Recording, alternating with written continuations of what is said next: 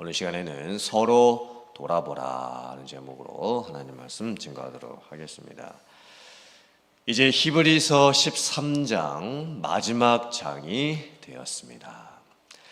지금까지 히브리서 말씀을 살펴보면 유대인들 중에서 예수님을 믿고 구원받고 교회를 다녔던 성도들 중에서 여러 가지 고난을 당하고 환난을 받고 핍박을 받으면서 다시 유대교로 돌아가 버리는 성도들이 생기는 상황에서 왜 예수님을 믿어야 하는지에 대해서 계속 말씀을 했습니다.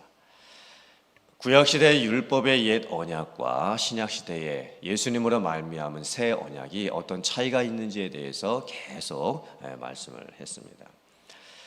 구약시대에 제사장들이 있었지만 이제 예수님께서 대제사장이 되셨고, 구약시대에 여러 가지 제사들이 있었지만 예수님께서 직접 십자가에 달려 죽으심으로 말미암아 친히 대속제물이 되셔서 돌아가셨고, 단번에 완전한 영원한 속죄를 이루셨기 때문에 더 이상 이제 제사는 드리지 않아도 된다. 구약시대의 십계명과 같은 계명들은 여전히 지켜야 하겠지만 더 이상 의식에 관련된 계명들은, 율법들은 지키지 않아도 된다. 계속해서 구약시대의 옛 언약과 예수님으로 말미암은 새 언약에 대해서 비교하면서 왜 예수님을 믿어야 되는지, 왜 다시 유대교로 돌아가면 안 되는지에 대해서 계속 말씀을 했습니다.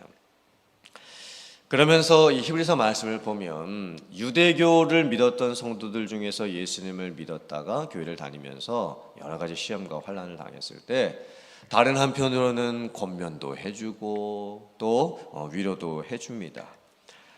또 다른 한편으로는 책망도 하고 또 심판에 대한 경고도 해줍니다.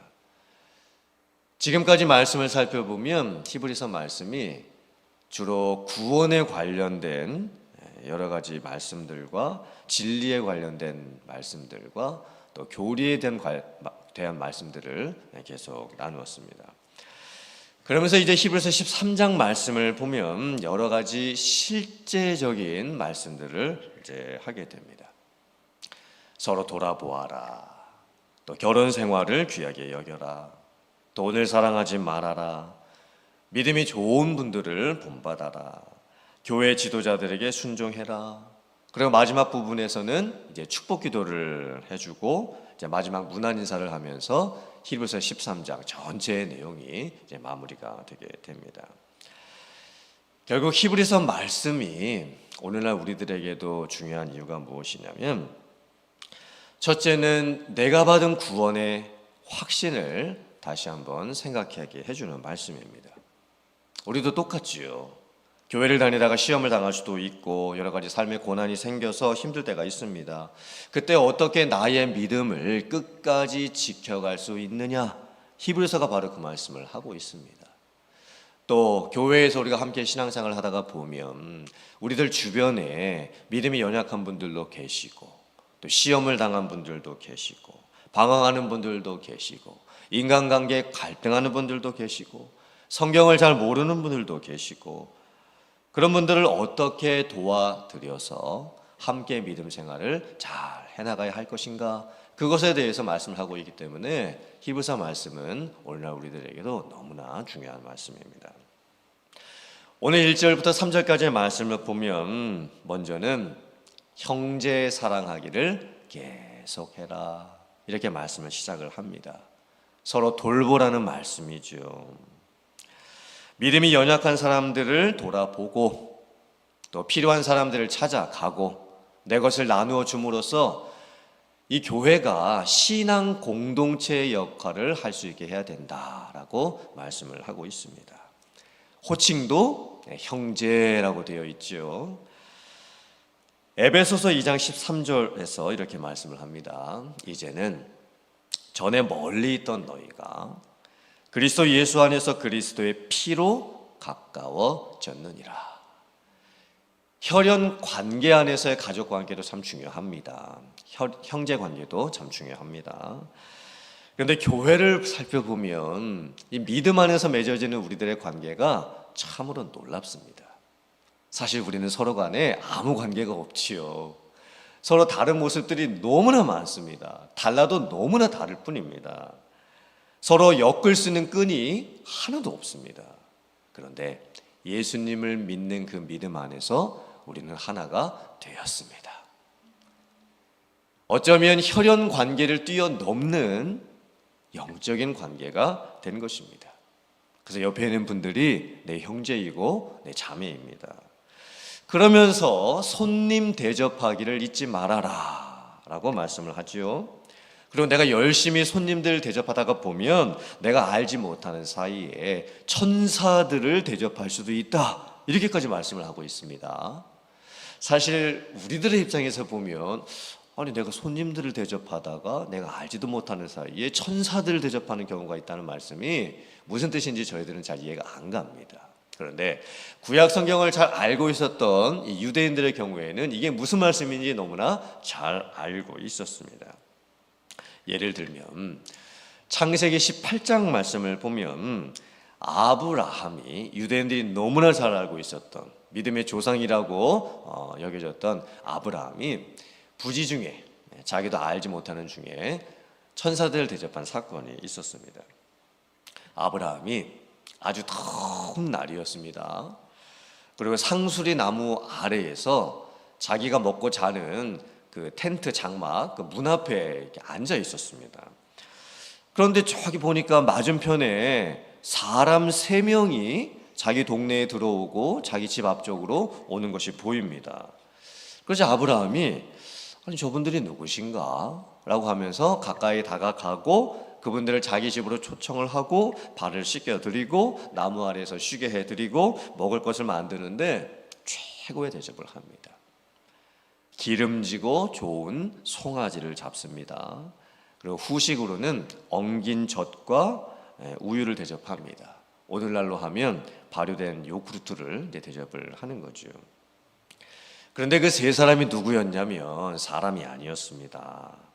하나님께서 보내신 사자, 대사, 메신저였습니다.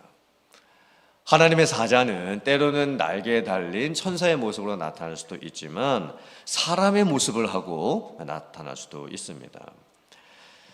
아브라함이 자기도 몰랐지요. 그 3명이 하나님께서 보내신 하나님의 메신저인지를 몰랐습니다. 정성껏 대접을 했지요.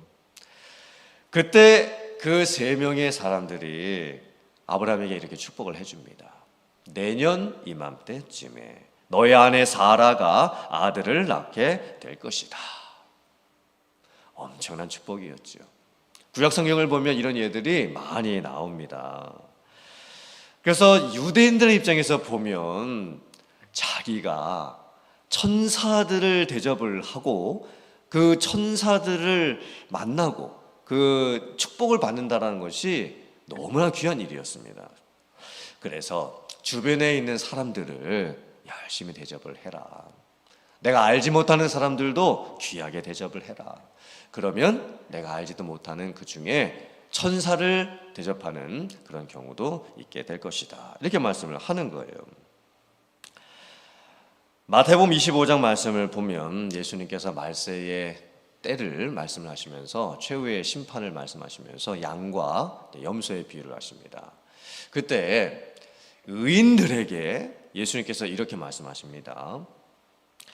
내가 줄일 때에 너희가 나에게 먹을 것을 주었고 내가 목마를 때에 너희가 나에게 마시게 해주었고 내가 나그네 되었을 때 너희가 나를 영접해 주었고 내가 헐벗었을 때에 너희가 나에게 옷을 입혀 주었고 내가 병들었을 때에 너희들이 나를 돌봐 주었고 내가 감옥에 갇혔을 때 너희들이 나를 와서 살펴보았느니라.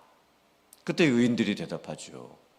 주님, 저희들이 아무리 생각을 해봐도 저희들이 주님께 그런 일을 해드린 적이 없는 것 같습니다.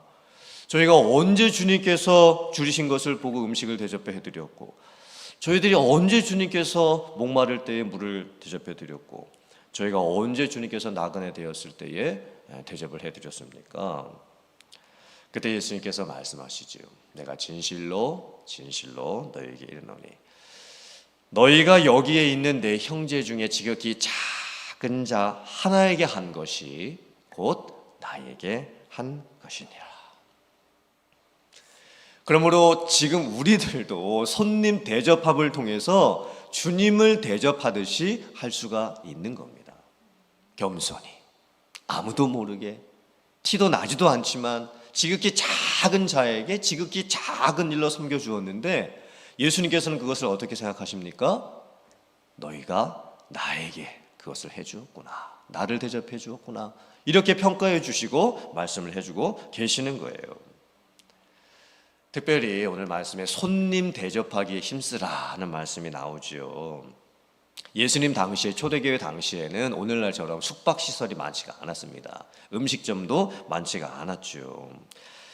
그리고 초대교회 당시에는 마을과 마을을 돌아다니면서 복음을 전했던 순회 전도자들이 많이 있었습니다. 또한 로마의 박해를 피해서 도망을 다니던 기독교인들도 많이 있었습니다. 그래서 그런 사람들을 내 집에 모시고 음식 대접해드리고 잠자리를 제공하는 것이 너무나 귀했던 겁니다. 이 신약 성경을 살펴보면 손님 대접하라는 말씀이 참 많이 나옵니다. 로마서 12장 13절 말씀도 성도들의 쓸 것을 공급하며 손 대접하기를 힘쓰라고 말씀을 합니다. 손님을 대접하고 성도들을 밥으로 먹이고 물질로 어려운 사람들을 돕고 아픈 사람들을 찾아가는 것, 주님께서 너무나 귀하게 보시는 일입니다. 크고 대단하지 않아도 괜찮습니다. 작고 사소한 것도 괜찮습니다. 별것 아니어도 괜찮습니다. 주님께서는 그 작은 섬김을 칭찬해 주십니다. 제가 처음에 미국 와서 이제 캘빈 신학대학원에서 이제 유학하면서 공부를 할 때에, 그때 목사님들, 전도사님들이 기숙사에 함께 모여서 살았습니다. 그때 그 기숙사에 모여서 살던 그 목사님들과 전도사님들 가정들끼리 참 서로 간에 손님 대접을 많이 했던 것 같습니다. 서로 초청하고 또 남의 집에 초청받아 가고, 어쩌면 그 관계와 또 그 기쁨 때문에 그 힘든 유학 생활을 견딜 수가 있었던 것 같습니다. 특별히 제가 기억이 나는 한 목사님 가정이 있으십니다. 그 목사님네 가정이 참 주변에 있는 목사님, 전도사님 가정들을 본인의 집으로 많이 초대를 하셨습니다. 그런데 정말 별거 차려 놓지도 않으시고 초대를 하십니다. 우리 집에 와서 식사하자고 그러시면 어느 날 가면 그냥 라면 하나 그냥 끓여 놓으신 거예요. 처음에는 제가 좀 오해를 했습니다. 아니 무슨 라면 하나 끓여놓고 이렇게 많은 사람들 다 불러서 뭐 대여섯 가정 불러서 자기 집에 오라고 하시나. 아니 라면은 집에서 혼자도 끓여 먹을 수 있는데 뭐 이런 걸 끓여놓고 사람들 다 불러 먹고 모아서 이렇게 본인의 집으로 부르시나. 그런데 그 목사님네가 아주 속 깊은 마음을 가지고 계셨습니다. 보통 우리가 다른 분들을 내 집에 초청하려고 하면 일단 부담부터 되지요. 그리고 음식을 잘 만들어서, 좀 대단한 음식을 만들어서 초청해야만 될 것 같습니다. 그리고 집에 사람들을 초청하려면 청소도 다 해놔야 되죠. 깨끗한 그런 모습을 보여줘야 되지 않겠습니까? 그래서 다른 사람들을 내 집에 초청하기가 참 어렵습니다. 그래서 그 목사님이 그러시는 거예요. 우리가 그냥 부담 없이 초청을 서로 하면 좋겠습니다. 그냥 라면 하나 끓여놓고도 그냥 아무 부담 없이 다른 사람을 불러서 그렇게 초청을 하면 좋겠습니다. 그리고 그 목사님네가 초청을 하시면 집 청소도 하나도 안 해놓고 정말 초청하실 때가 많았습니다. 그 어린아이 그 자녀 2명이 있었는데 정말 개구장이들이었습니다. 집에 초청 받아서 가보면 그냥 청소도 하나도 안 해놓으신 그런 상태입니다. 그러니까 있는 그대로 다 보여주고 살자는 거죠. 그래서 참 편했습니다. 저희가 다른 가정 초청할 때도 마찬가지고, 또 다른 가정도 서로를 초청할 때 그냥 작은 거 하나 만들어 놓고 그냥 초청을 하는 거예요. 저도 그 목사님네가 하시는 것을 보면서 그때 참 많이 배웠습니다. 그리고 서로 가정들을 방문하면서 참 재밌게 지냈습니다. 어쩌면 그때가 아직도 좀 많이 그립습니다. 유학 가서 돈도 없고 또 살기도 힘들고 또 감정적으로도 메마르고 참 힘들었던 때였는데, 그때 정말 서로 간에 많이 의지가 되었습니다. 여러분들도 한번 생각을 해보세요. 내가 할 수 있는 방법으로 손님들을 대접을 하면 됩니다. 사실 오늘날 우리 시대가 집을 오픈해서 다른 사람을 내 집에 초청하는 게 참 어려운 시대가 되었죠. 부담도 많이 되고. 하지만 다른 방법들도 많이 있을 겁니다. 오늘 말씀은요, 설교 듣는 것으로 그치면 아무 소용이 없습니다. 손님 대접하기를 잘해라. 이거 모르는 사람이 누가 있겠습니까? 모르는 다 알지요. 실천이 중요한 말씀입니다. 작은 것이라도 실천을 한번 해보면 좋겠습니다. 마지막 3절에서는 또 이렇게 말씀하죠. 너희가 내가 갇혔다고 생각을 하고 실제로 감옥에 갇힌 자들을 생각을 하고 너희가 몸을 가졌으니 다른 사람들 중에서 몸으로서 학대를 당하는 자들을 생각을 해라. 하지만 참 가슴 뭉클한 말씀이죠. 초대교회 당시에 핍박받는 그리스도인들이 너무나 많았습니다. 유대인들 중에서 예수님을 믿은 사람들은 같은 동족으로부터 핍박을 받았고, 이방인들 중에서 예수님을 믿은 사람들은 로마 정부로부터 많은 핍박을 받았습니다. 많은 사람이 감옥에 끌려갔죠. 몸으로 당하는 핍박을 당하고 있었습니다.